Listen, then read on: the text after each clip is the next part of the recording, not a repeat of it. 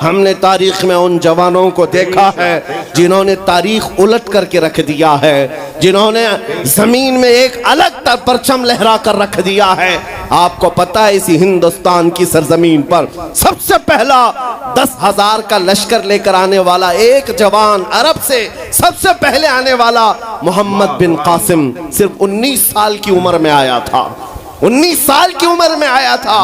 किस लिए आया था? माल लूटने नहीं आया था, यहाँ जगह कब्जा करने नहीं आया था। जैसे आज तारीख तोड़ मरोड़ करके बताई जा रही है, जितने बादशाह आए सब आक्रमण किए, सारे लोग यहाँ लूटपाट करने आए थे।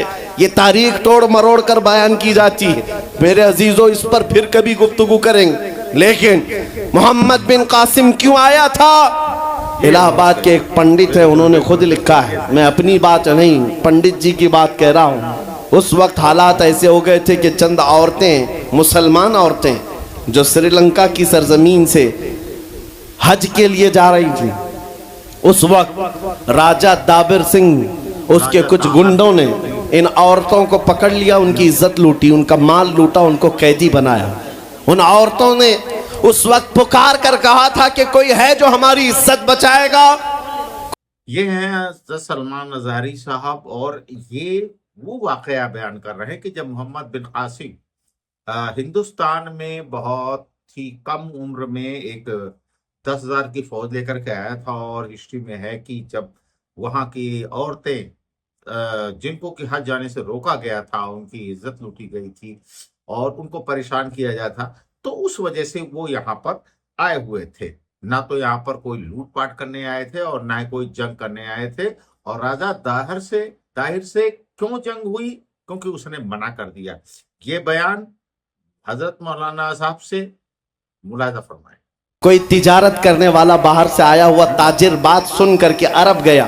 अरब में जाकर गवर्नर जो था उसके सामने वाकया बयान कर रहा था। 19 साल का जवान मोहम्मद बिन कासिम वहां से गुजर रहा था। उसने इतना वाकया सुना कि हिंद की सरजमीन पर कुछ हमारी बहनों की इज्जत लूटी जा रही है। वहीं खड़े होकर उसने कहा, लब्बैक या उख्ती, ऐ मेरी बहन, मैं तेरी इज्जत की हिफाजत के लिए आ रहा हूं। वहां से पुकारा अपने चचा जो गवर्नर था उस वक्त, उससे 10,000 का लश्कर लेकर के सबसे पहले यहाँ आने वाला मोहम्मद बिन कासिम किस लिए आया था? माल लूटने के लिए नहीं, औरतों की इज्जत बचाने के लिए आया था। हिंदुस्तान की सरजमीन पर कदम रखा और उसके बाद सामने मुकाबिल में फौरन जंग के लिए नहीं आया।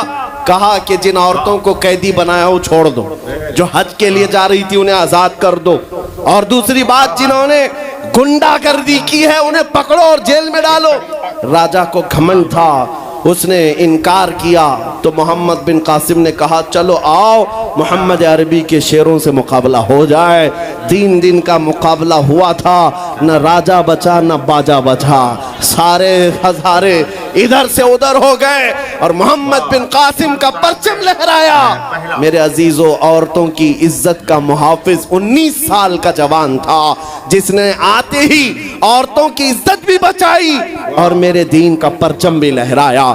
मैं आज पूछता हूं, हमारी उम्रें कितनी हो गई?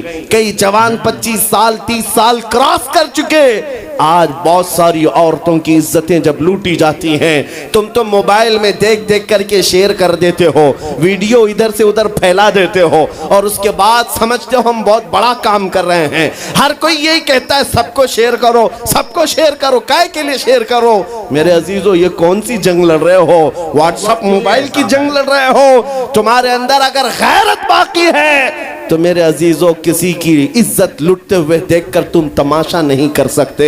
ईमान बेदार करो, ईमान बेदार करो। यही हो सकता है कि जो एक गवर्नमेंट की मशीनरी है उनके जहन में लाया जाए इस चीज को, इसीलिए लोग शेयर करते हैं कि वो पुलिस उसको संज्ञान में ले और जिससे कि उस पर कार्रवाई करे। एक वक्त था कि जब सिर्फ राजा और बादशाह जो भी हुआ करते थे उनको बताया जाता था तो वो कार्रवाई करते थे।